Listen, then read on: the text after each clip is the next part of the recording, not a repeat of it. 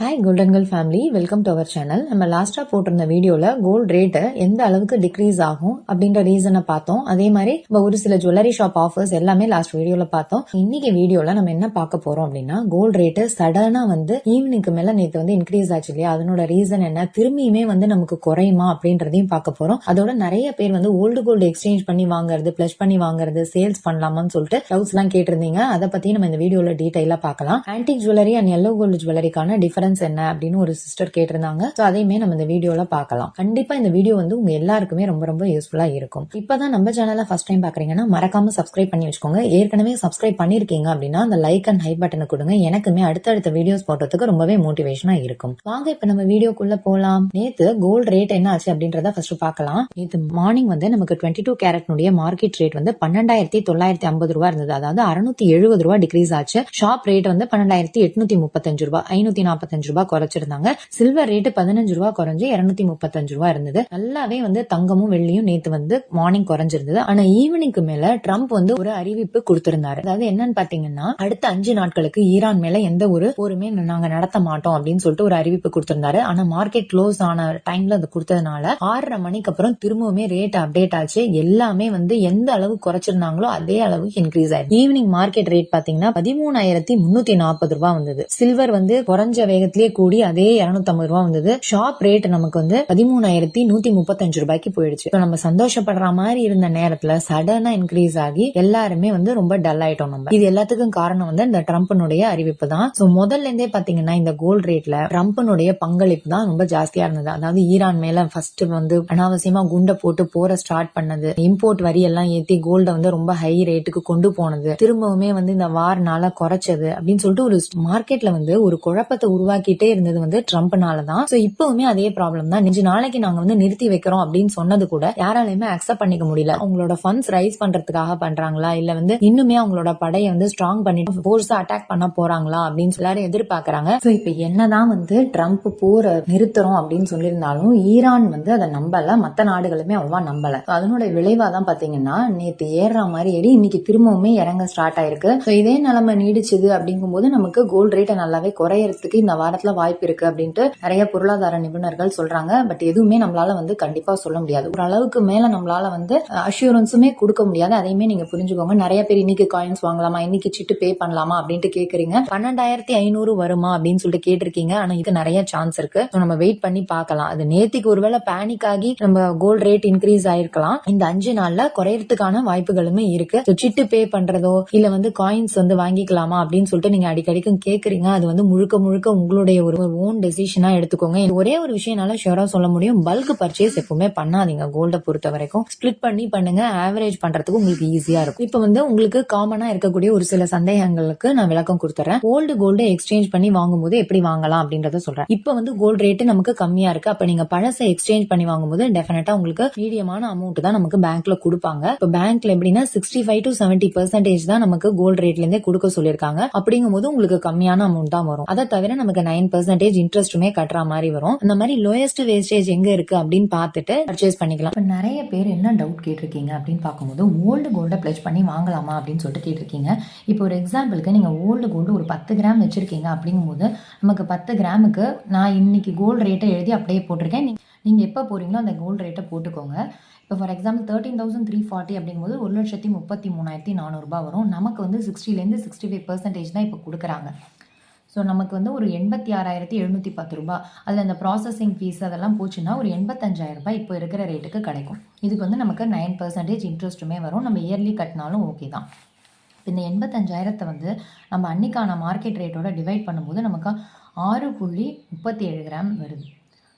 So நம்ம 6.5 grams convert பண்ணி எடுத்துக்கலாம். 6.5 கிராம்ஸ்க்கு நீங்கள் என்ன பண்ணலாம்னா, இருக்கிறதுலே லோயஸ்ட் வேஸ்டேஜ் எந்த ஷாப்பில் தராங்கிறத பாருங்கள். இப்போதைக்கு நமக்கு தங்கமயிலில் நமக்கு 3%லேயே செயின்ஸ்லாம் வாங்கிக்க முடியும்.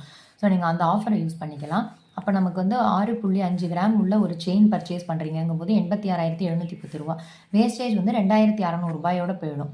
இதே நீங்கள் வெளியிலலாம் போனீங்கன்னா 6லேருந்து 10% வரும். இங்கே உங்களுக்கு டபுள் மடங்காக வரும். அதனால தான் நான் இங்கே தங்கமயில் சூஸ் பண்ணியிருக்கேன். ஸோ ஜிஎஸ்டி ஒரு 3%, 91,990 ரூபாய் வரும். இதை வந்து அப்படி ஒரு இது பண்ணலாம். இல்லை இந்த 2600 கூட நான் வந்து கையை விட்டு போகக்கூடாது அப்படின்னு நினச்சிங்கன்னா நீங்கள் இந்த 6.5 கிராம்ஸ்க்கு ஒன் டைம் ஸ்கீம் போட்டுக்கலாம். லலிதாலேயோ எங்கேயோ கூட நீங்கள் போட்டு ஒரு 10 மாதம் கழிச்சு வாங்கிக்கும் போது உங்களுக்கு பெனிஃபிட்டாக இருக்கும். இப்போ இதில் என்ன ஒரு ப்ராப்ளம்னா, இப்போ ஒருவேளை வார் திரும்பியுமே வந்து 5 நாளைக்கு அப்புறம் ஸ்டார்ட் ஆகும்போது கோல்டு ரேட் குறையிறதுக்கு நிறைய வாய்ப்புகள் இருக்குது. நீங்கள் 13,340 போயிட்டு ரேட் ஃபிக்ஸ் பண்ணிட்டு வரீங்க அப்படிங்கும்போது ஒருவேளை 12,000 ஆச்சுனாலும் 12,500 ஆச்சுனாலும் நீங்கள் வந்து ஃபீல் பண்ணக்கூடாது. நமக்கு வந்து கோல்டு லாங் ரனில் ப்ராஃபிட் தரும் அப்படின்னு நினச்சிங்கன்னா நீங்கள் வந்து இந்த மாதிரி பண்ணலாம். ஸோ மினிமம் லாஸ் தான் அப்படின்னு நினச்சிக்கிட்டிங்கன்னா ஓகே தான். இல்லைன்னா நீங்கள் வெயிட் பண்ணி தான் வாங்கணும். இது முழுக்க முழுக்க உங்களுடைய விருப்பத்தை பொறுத்து தான். அதே மாதிரி இது நான் ஒன் டைமுக்கும் சொல்லியிருக்கேன். இப்போ கோல்டு பர்ச்சேஸ் பண்ணணுன்னாலும் இதுக்கு சொல்லியிருக்கேன். இதே வந்து நீங்கள் ஓல்டு கோல்டை சேல்ஸ் பண்ணணும் அப்படின்னா கண்டிப்பாக வேண்டாம் தான் சொல்ல முடியும். ஏன்னா இப்போ வந்து கோல்டு ரேட் ரொம்பவே ஃப்ளக்சுவேஷனாக இருக்குது. அதுதான் வந்து நிறையா இருக்குது ஏறுறதை விட. அப்படி இருக்கும்போது நீங்கள் ஓல்டு கோல்டை சேல்ஸ் பண்ணும்போது உங்களுக்கு கம்மியான அமௌண்ட் தான் கிடைக்கும். அதில் வந்து வார் முடிஞ்சதுக்கப்புறம் கோல்டு ரேட்டு 16,000 20,000 வரைக்கும் போச்சு அப்படிங்கும்போது நீங்கள் 12,500 ஒரு கிராம்னு விற்றுட்டிங்கன்னா எவ்வளோக்கு விற்றுருப்பீங்க? 1,25,000 10 கிராம் வந்து விற்றுருப்பீங்க. ஆனால் வார் முடிஞ்சதுக்கப்புறம் ஒரு கிராமே 16,000 ஆகும்போது நமக்கு 10 கிராமினுடைய வேல்யூவே 1,60,000 வந்துடும். ஸோ நமக்கு வந்து அந்த 10 கிராமுக்கு 35,000 வரைக்குமே லாஸ் வரும். அதனால தான் சொல்கிறேன், இப்போ அவசரப்பட வேண்டாம். வார் முடிஞ்சதுக்கப்புறம் ஏதாவது ஓல்டு கோல்டு சேல்ஸ் பண்ணணும்னாலும் பண்ணுங்கள். ரொம்பவே வந்து நிறைய பேர் இந்த கொஸ்டினை ரிப்பீட்டடாக கேட்குறீங்க. இப்போ வந்து ஓல்டு கோல்டு விற்றுட்டோமா புதுசு வாங்குறதுக்குன்னு? விற்க வேண்டாம். அதுக்கு பிளட்ஜ் பண்ணியாவது வாங்கலாம். பிளட்ஜ் பண்ணும்போது மினிமம் லாஸோடு போய்டும். ஏன்னா நகை வந்து திரும்பியும் நமக்கு கிடச்சிரும். ஆனால் ஒன்ஸ் விற்றுட்டோம்னா நம்மளால் வாங்கவும் முடியாது.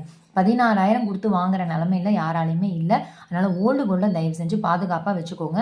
வார் முடிஞ்சதுக்கப்புறம் ரொம்பவே ஒரு அவசியம்னா விற்றுருங்க. நெக்ஸ்ட் வந்து என்ன டவுட் கேட்டிருந்தாங்கன்னா, ஆன்டிக் அண்ட் எல்லோ கோல்டுக்கான வித்தியாசங்கள் கேட்டிருந்தீங்க. கண்டிப்பாக வந்து இது எல்லாருமே தெரிஞ்சுக்க வேண்டிய ஒரு விஷயம் தான். ஆன்டிக் கோல்டுங்கிறது பார்க்க ரொம்பவே நல்லாயிருக்கும். பழைய காலத்து டெம்பிள் நகாஸ் மாடல் ஜுவல்லரி எல்லாமே வந்து இந்த ஆன்டிக் ஜுவல்லரின்னு தான் சொல்லுவாங்க. இதில் வந்து வேலைப்பாடுகள் ரொம்ப நல்லாயிருக்கும். அதே நேரம் இதனோட ஹேண்டிலிங் வந்து ரொம்ப கேர்ஃபுல்லாக பண்ணால் மட்டும்தான் இதை நம்மளால் மெயின்டைன் பண்ண முடியும். இப்போ என்னென்ன வந்து இதனோட ப்ளஸ் அண்ட் மைனஸ்ன்றதை பார்க்கலாம். இதனோட ஷேட் பார்த்திங்கன்னா ரெட் கலர் வருது, பிளாக் கலர் வருது. அதே மாதிரி இது கொஞ்சம் டல் ஷேடாக தான் இருக்கும் பார்க்குறதுக்கு. நீங்கள் வேணும்னா இதில் வந்து எல்லோ கோல்டு மாதிரி கூட கலரிங் பண்ணிக்கலாம். அந்த மாதிரி கேட்டால் அவங்க வந்து எல்லோ ஷேட் கூட பண்ணி தருவாங்க. பட் இதனுடைய சிறப்பே பார்த்தீங்கன்னா இந்த மாதிரி ஒரு ரெட் பிளாக் கலர் ஷேடோட வரது தான். அதனால் யாரும் வந்து அதை ப்ரிஃபர் பண்ண மாட்டாங்க. லைட் வெயிட்டாக தான் இருக்கும். இது பார்க்கறதுக்கு உங்களுக்கு ஹெவியாக இருந்தாலும் நீங்கள் போட்டு பார்த்தீங்கன்னா ரொம்பவே லைட் வெயிட்டாக இருக்கும். ஹேண்டிலிங் வந்து ரொம்ப கவனமாக பண்ணணும். ஈஸியாக வந்து உங்களுக்கு கட் ஆகிடும். அதனால் குழந்தைங்களுக்கு போடுறதெல்லாம் அவாய்ட் பண்ணிக்கோங்க. பெரியவங்க மட்டும் யூஸ் பண்ணிக்கோங்க. ரீசேல் வேல்யூ எப்படி இருக்கும்னு கேட்டிருந்தாங்க. ரீசேல் வேல்யூ ரெண்டுமே சேமாக தான் இருக்கும். இதுக்கும் அதுக்கும் ஒரே வேல்யூ தான். ஆனால் இதில் ஸ்டோன்ஸ் நிறையாவே இருக்கும். அதுதான் வந்து இதில் மைனஸ். இப்போ நீங்கள் இந்த ரீசேல் வேல்யூ கொடுக்கும்போது அந்த ஸ்டோன் உடச்சி எடுக்கிறாங்கன்னா அதோட நிறையா கோல்டு வந்து நமக்கு லாஸ் ஆகிறதுக்கு தான் சான்ஸ் இருக்குது. ஸோ நம்ம ஒன்ஸ் வாங்கிட்டோன்னா அதை விற்காமல் இருக்கிறதுக்கு பாருங்கள்.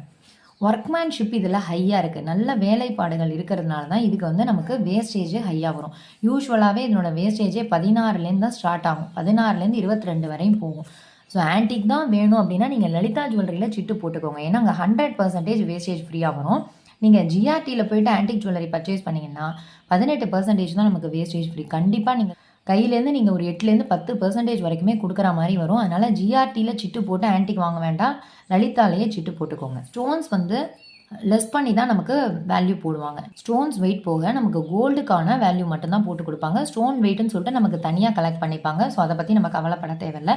இப்போ ரீசெண்டாக நிறையா வந்து ஆன்டிக்லேயே ஸ்டோன்ஸ் கம்மி பண்ணி வரா மாதிரி ஜுவல்ஸ் இருக்குது. நீங்கள் அந்த மாதிரி வாங்கிக்கோங்க. ஸ்டோன்ஸே இல்லாமல் கூட கஸ்டமைஸ் பண்ணி தர சொல்லலாம் நம்ம. அந்த மாதிரி இடங்கள் இருந்ததுன்னா அங்கே கூட நீங்கள் சிட் ஸ்கீம் சேரும் போதே கேட்டுக்கலாம், எங்களுக்கு ஸ்டோன்ஸ் இல்லாமல் கஸ்டமைஸ் பண்ணி தருவீங்களா அப்படின்னு கேட்டு கூட நீங்கள் ஜாயின் பண்ணிக்கலாம். மேஜரான டிஸ்அட்வான்டேஜஸ் என்னங்கிறத பார்க்கலாம். ஃபஸ்ட்டு நான் முதல்லையே சொன்ன மாதிரி ஹை வேஸ்டேஜ் தான். இது எல்லாராலையும் கொடுத்து வாங்க முடியாது. அது ஒரு ரீசன். செகண்ட் என்னென்னா மெயின்டெனன்ஸ். ரொம்ப பார்த்து தான் நம்ம இதை வந்து யூஸ் பண்ணணும். ஏதாவது ஃபங்க்ஷனல் யூஸ்க்கு போயிட்டு உடனே நம்ம வந்து எடுத்து பத்திரமா வச்சிடணும். ரெகுலர் யூஸ்க்கு லாய்க்கு கிடையாது.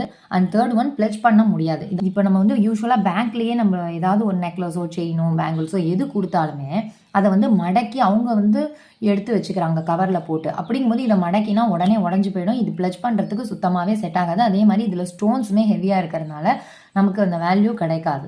இதெல்லாம் தான் இதில் இருக்கிற டிஸ்அட்வான்டேஜஸ். நீங்கள் ஜஸ்ட்டு வந்து எனக்கு ஒரு ஃபங்க்ஷனல் யூஸ்க்கு மட்டும்தான் வச்சுக்க போகிறேன், எனக்கு வேணும் அப்படின்னா சிட்டு போட்டு வாங்கிக்கோங்க. கரெக்டாக பார்த்து யூஸ் பண்ணிகிட்டே வாங்க. அதுதான் வந்து உங்களுக்கு பெஸ்ட்டாக இருக்கும். ஓகே வியூவர்ஸ், இப்போ வந்து நம்ம ஓல்டு கோல்டை ப்ளட்ஜ் பண்ணி வாங்கும்போது எப்படி வாங்கணும், ஓல்டு கோல்டை சேல்ஸ் பண்ணலாமா வேண்டாமா அப்படின்றதையும் பார்த்தோம். ஆன்டிக் அண்ட் எல்லோ கோல்டுக்கான டிஃபரன்ஸையுமே பார்த்தோம். ஸோ இந்த வீடியோலேருந்து உங்களுக்கு வந்து இனிமேல் கோல்டு வேல்யூ எப்படி போக போகுது, வார பொறுத்து நம்ம என்ன மாதிரி பிளான் பண்ணிக்கலாம் அப்படின்னு சொல்லிட்டு எல்லா டீட்டெயில்ஸுமே இந்த வீடியோவில் ஷேர் பண்ணியிருந்தேன். இந்த வீடியோ கண்டிப்பாக உங்களுக்கு யூஸ்ஃபுல்லாக இருக்கும் அப்படின்னு நினைக்கிறேன். அந்த மாதிரி இருந்ததுன்னா மறக்காமல் ஒரு லைக் பண்ணி ஷேர் பண்ணி சப்ஸ்கிரைபும் பண்ணி வச்சுக்கோங்க. தேங்க்யூ ஃபார் வாட்சிங்.